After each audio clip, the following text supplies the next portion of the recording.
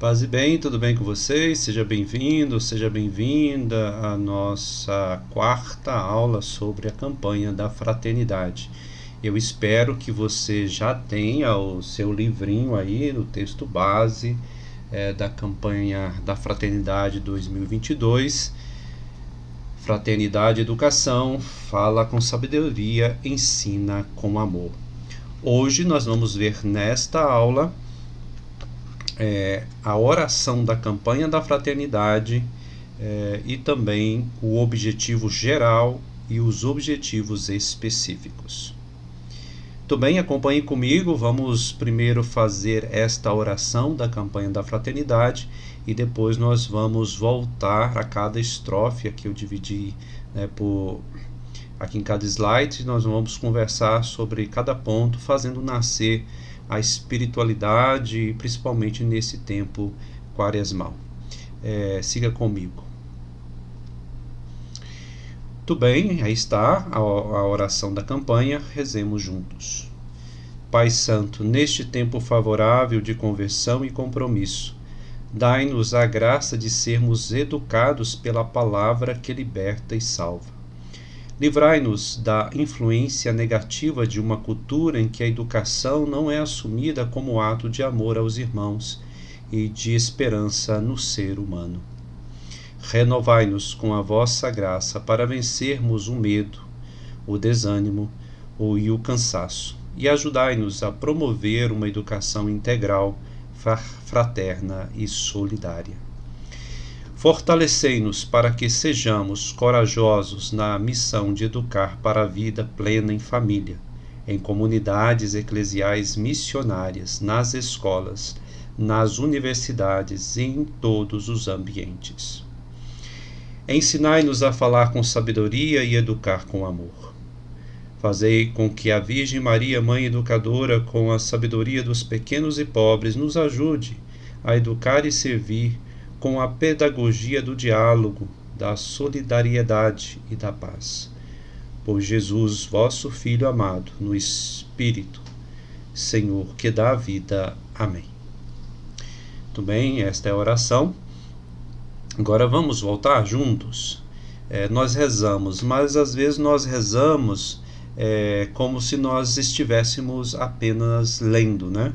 E é preciso a gente entender, porque a fé requer entendimento também. Lógico que muito da nossa caminhada nesta vida, como igreja peregrina, às vezes nós lidamos com muitas coisas que se apresentam como mistério, né? A própria caminhada de Deus é uma revelação do mistério divino, que ao mesmo tempo revela e se esconde, né?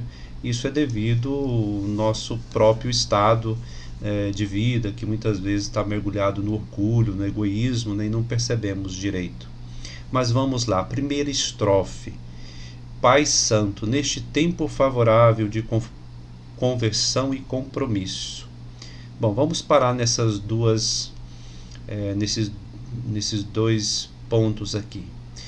Olha, neste tempo favorável, primeiro se invoca ao Pai e esta consciência que a igreja propõe, este tempo favorável de conversão e compromisso.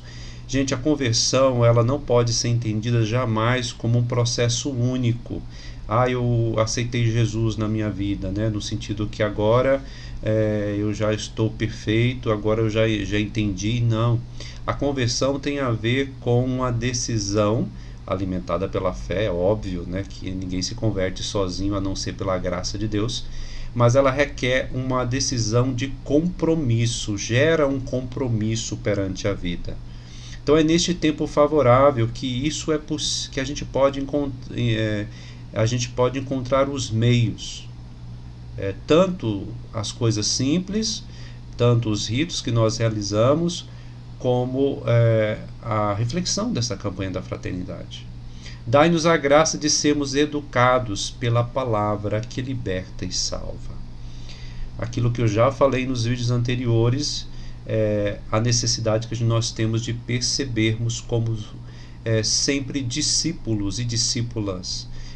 A caminhada discipular no caminho de Jesus Cristo é sempre de aprendizagem. Sempre, gente. Olha, não podemos nos fechar achando que estamos com a verdade, né? No sentido que eu sei e o outro não sabe. Eu já cheguei a um ponto que eu não preciso mais. Não, não existe isso nesta vida. Né? O verdadeiro sábio aí, fundado na fé, é aquele que sabe que sempre precisa aprender. E é assim a caminhada, né? Então nós pedimos essa graça de sermos educados. Aí o contato com a palavra, Jesus Cristo mesmo, e aí também nós temos a palavra também, que é a sagrada, que se revela a partir da Sagrada Escritura. Então os textos quaresmais, os textos dos domingos que nós vamos rezar nas comunidades, meditar, vamos nos alimentar das reflexões. Livra-nos da influência negativa de uma cultura em que a educação não é assumida como ato de amor aos irmãos e de esperança no ser humano. Olha, essa consciência, iluminados pela palavra, nós percebemos neste mundo, nesta vida que nós temos, vivemos, nesta cultura, a educação ela não está sendo assumida como ato de amor, mas como reprodução simplesmente do lucro, do ganho, da técnica, né? Então aí está embutida nesta visão educativa o desprezo, ou melhor dizendo, o esquecimento da vida humana. Então se educa principalmente para o lucro e para o ganho, em função de sistemas sociais que leva ao sofrimento a tantos irmãos e irmãs, né? Então, essa educação, ela está presente na nossa cultura, que não é uma educação de amor aos irmãos e de esperança no ser humano. Aquilo que eu falei no outro vídeo, a visão de uma educação apenas disciplinar. Olha, presta atenção, não estou dizendo que na educação de nossas crianças e jovens não haja aí a necessidade que é necessário, é preciso a disciplina, é óbvio, né? Isso é claro. Porém, ela não pode ser focada apenas na disciplina. A educação focada no amor gera a disciplina adequada, né? Agora, a disciplina pela disciplina não cria seres humanos com coração e sensibilidade, mas sim pessoas frias, insensíveis. Então é esta nosso modelo aí, até mesmo porque por trás disso, por uma necessidade que parece que surge nas famílias, não, tem que botar o meu filho numa escola que dê disciplina. Às vezes porque os próprios pais estão tendo dificuldade de assumir o seu papel. Né? Ou seja, o pai e a mãe às vezes querendo ser amigo e amiga simplesmente, né, dos filhos. Não, o pai e a mãe não são amigos, né? São aí ministros, né, ministros amorosos na educação dos seus filhos. Não pode perder a autoridade, mas a autoridade que eu estou falando não é autoritarismo, né, mas é saber educar com amor e sabedoria.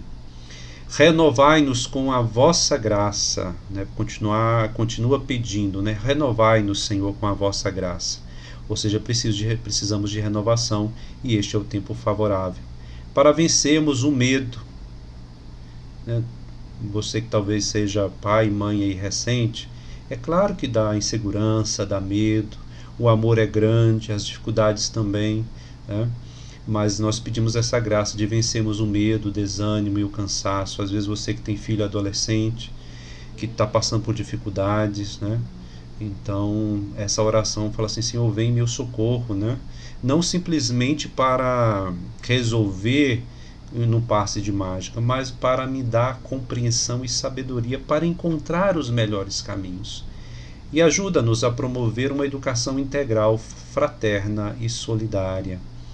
Então, que leve em consideração a experiência de cada indivíduo, a personalidade, a situação social.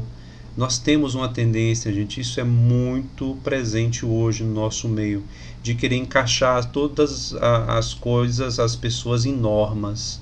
A educação é isso, aí bota as pessoas. Tem que ser rígido com os filhos, devemos ter autoridade, não autoritarismo, né? E aí arranja as regrinhas no sentido frio e calculista. aí não é uma educação integral, porque existem as diferenças de personalidades, né? Então você tem seu filho, aí de repente você olha, nossa, que ele é tão diferente de mim, ela é tão diferente de mim, né? Então cada um tem aí a sua vivência, a sua experiência, e a gente precisa entender essa educação como um processo pedagógico e solidário.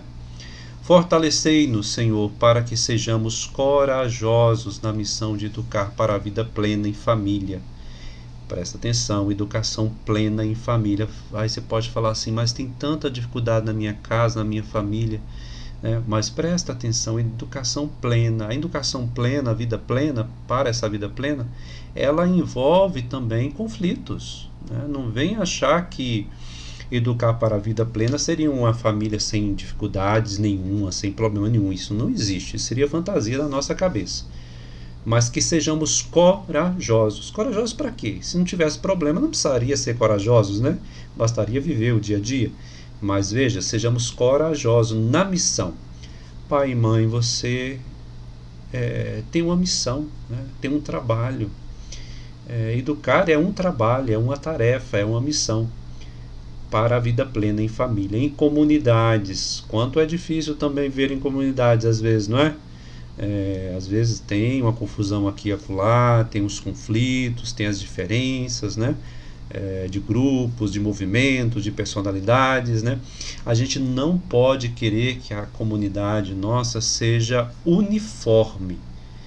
Precisamos sempre compreender que a comunhão não quer dizer uniformização, tá? Tira isso da sua cabeça, isso é uma concepção cristã equivocada. Por exemplo, já imaginou se todo mundo na igreja fosse do grupo de casais, do movimento de casais, do encontro de casais? Imagina se todos fossem marianos, de movimentos marianos, ou se todos fossem da renovação carismática. Gente, isso não é assim, não pode ser assim, porque como corpo a igreja tem vários membros, vários ministérios, vários carismas, né? Então precisamos entender isso. Então a comunhão não quer dizer uniformização. As pessoas na igreja não pensam, não vivem todas iguais, a não ser naquilo que o Evangelho propõe. Nas redes, nas escolas, universidades, em todos os ambientes, né? Levar essa visão de uma educação mais integral. Ensina-nos a falar com sabedoria e educar com amor. Ensina-nos a falar com sabedoria e educar com amor. Estamos falando com sabedoria ou estamos nos tornando-nos arrogantes? Quando eu estudo as coisas da igreja, do evangelho, da doutrina, isso me ajuda a amar mais ou me ajuda a julgar mais? Olha só, né? A doutrina serve como balizas.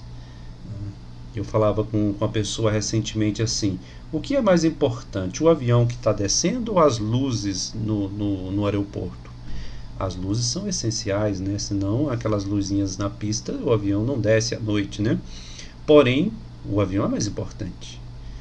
A doutrina, aquilo que nós temos nas nossas comunidades, naquilo que a igreja propõe, são como luzes, né? Como pontos guias fundamentais. Mas o que é mais importante são os seres humanos, né? A vida plena. Fazei com que a Virgem Maria, mãe educadora, o silêncio, né? O aprender. Maria era mãe do Filho enviado até nós, o Filho divino, e ao mesmo tempo era obediente no sentido da originariedade da palavra, né? Ou saber escutar, obiaudire, né? Saber estar atento ao que é preciso fazer, o que ele nos fala, fazer tudo o que ele vos disser. E isso, para nós, quem realmente é devoto da Virgem Maria, adentra nessa espiritualidade de sempre estar na aprendizagem, escutar o Mestre, né? Nos ajude a educar e servir, com a sabedoria dos pequenos e pobres, né, daqueles que não se fecham em si mesmos, mas sabem que vem da graça de Deus a ajuda, né? Nos ajude a educar e a servir com a pedagogia do diálogo, aquela arte que nós vimos, né, lá na primeira aula, a arte dessa campanha. Deus age com pedagogia conosco. Se Ele assim faz conosco, devemos também fazer com os nossos irmãos. E a pedagogia requer diálogo, requer proximidade, não somente com aqueles que nós gostamos ou que concordamos, mas para entendermos, compreendermos. Então, qualquer ideia de sectarismo dentro da caminhada cristã é totalmente equivocado. Da solidariedade e da paz. Nas redes sociais devemos levar a paz, né? Não podemos cair na guerra, né, nas redes sociais. Por Jesus Cristo, vosso Filho amado, no Espírito, Senhor que dá a vida. Amém. Muito bom. Bem, a gente pede por quem? Por Jesus Cristo, porque Ele é o mediador, Ele é a porta, Ele é o caminho, Ele é a ponte, né? No Espírito que dá a vida, que está no meio de nós e nos conduz a viver o que Ele nos ensinou. Muito bem, que essas reflexões ajudem a você a tirar uma espiritualidade desta oração. Você pode fazer essa reflexão aí lendo trecho por trecho, viu, gente? É muito bom. A gente deveria ensinar as nossas comunidades a fazer isso antes de rezar essa oração. Analisar cada trecho, né? Pai Santo, o que é Pai Santo? Neste tempo favorável, o que é esse tempo favorável, né, que a gente conversou? E assim indo cada trecho e levar uma reflexão. Isso aqui daria um retiro, tá, gente? Um retiro de final de semana. Mas muito bem, eu acho que você pode fazer isso em casa, né? Tirar aí a espiritualidade dessa oração. E agora vamos passar para o próximo ponto, que faz parte dessa nossa quarta aula. Coragem aí, viu? Vamos lá? Então, objetivo da campanha da Fraternidade, Fraternidade Educação 2022. A campanha da Fraternidade 2022 convida a promover diálogos a partir da realidade educativa do Brasil. Então, nós vamos estudar e já estamos estudando e vamos ver o resto do documento, né? Iluminados pela palavra, esta campanha convida a promover o diálogo a partir da realidade, ou seja, nós vamos ver coisa que nós às vezes não queremos nem ver, ou que a gente não concorda. Poxa, eu não tinha percebido isso. Agora eu estou percebendo tanto que é importante uma educação que seja mais humana. Então, por isso que é bom a gente refletir, ver a realidade, e aí a gente vai encontrar desafios. A gente não pode aí simplesmente, né, fechar os olhos para isso. Aí seria um caminho de caminhar nas trevas. Isso não é bom. Então a realidade educativa do Brasil pode ser assustadora. Se você conhece um pouco, né, você vai perceber que tem muitas deficiências. E isso nós vamos fazer, olhar para essa realidade à luz da fé cristã. Por que à luz da fé cristã? Porque na fé cristã tem essa esperança invencível, essa luta, esse testemunho constante, né, que a palavra nos convida. E aí, iluminado na luz da fé cristã, propondo caminhos em favor do humanismo integral e solidário. A defesa da vida, né, uma sociedade maior diálogo e menos violência, ver os pontos mais graves que nós encontramos, né, na nossa realidade, e também não só das escolas e universidades, como nós veremos, mas também na família. Vamos ver os objetivos específicos? Vamos lá. Então, a partir desse objetivo geral, aí nós vamos ver os passos, né, que somos convidados a dar. Analisar o contexto da educação na cultura atual, esse desafio, e seus desafios potencializados pela pandemia. Né, tivemos aí 2 anos praticamente de escolas fechadas ou escolas online, que para aqueles mais pobres foi uma verdadeira tragédia educacional. Muitas crianças, 8, 9 anos, não sabem ler. Gente, isso é muito grave, né, para o nosso contexto social. Verificar o impacto das políticas públicas na educação, né, o desmonte da educação que vem acontecendo no Brasil. Identificar os valores e referência da palavra de Deus e da tradição cristã, em vista de uma educação humanizadora na perspectiva do reino de Deus. Gente, se a nossa educação está sendo corroída, ela não está sendo bem implantada, nós vamos ter famílias que vão adentrar em problemas de drogas, violência. Né? É grave a situação.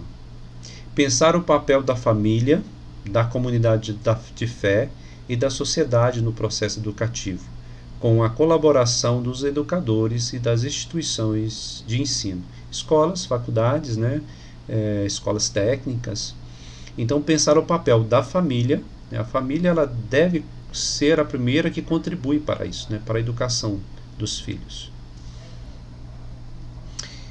Quinto, incentivar propostas educativas que, enraizadas no Evangelho, promovam a dignidade humana e a experiência do transcendente, a cultura do encontro e o cuidado com a casa comum.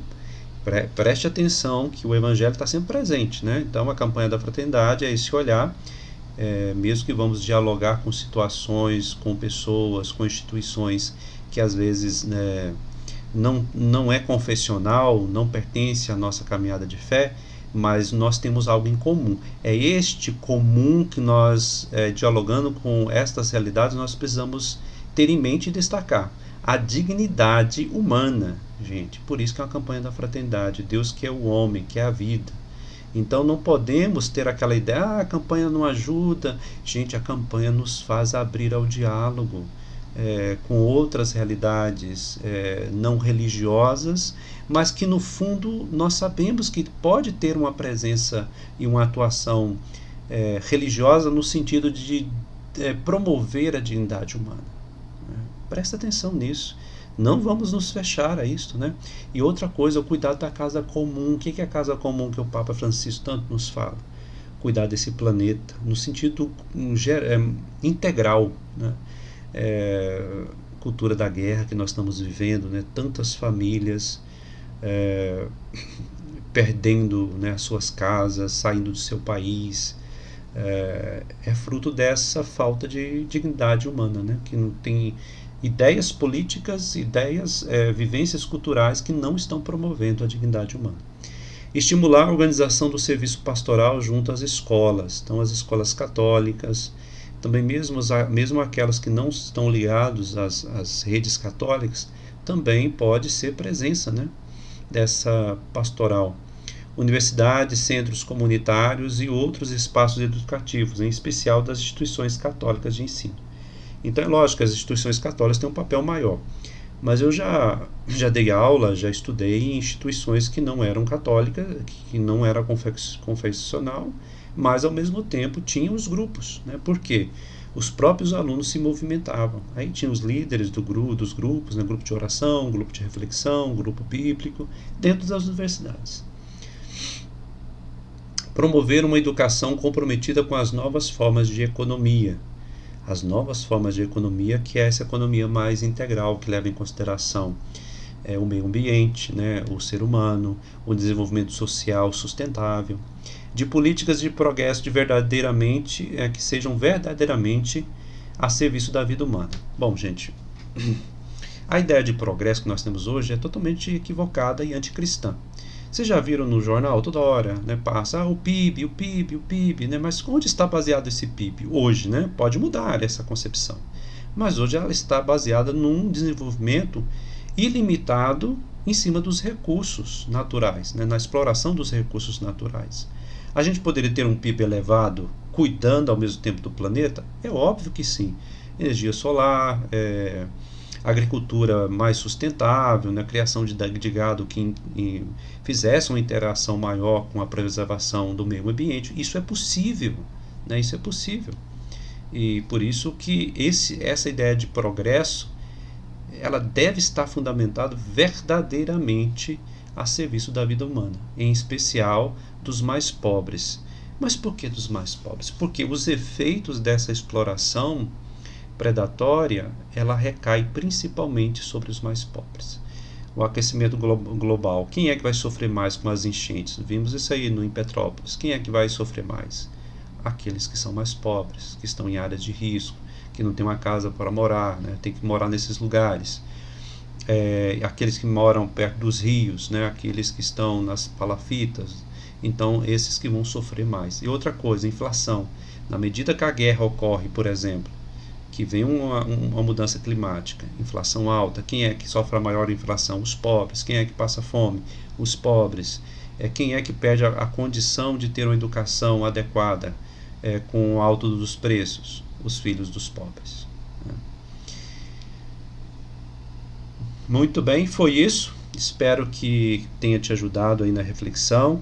Partilhe esse vídeo com outras pessoas, tá? Curta o vídeo, porque aí o YouTube vai oferecer para as outras pessoas também. Tá bom? Agradeço aí a participação, obrigado. Vamos com fé. E aí no próximo encontro vamos ver o próximo passo. E aí como é maior, eu vou fazer um resumo para vocês. Paz e bem e até mais. Tchau. Com Deus.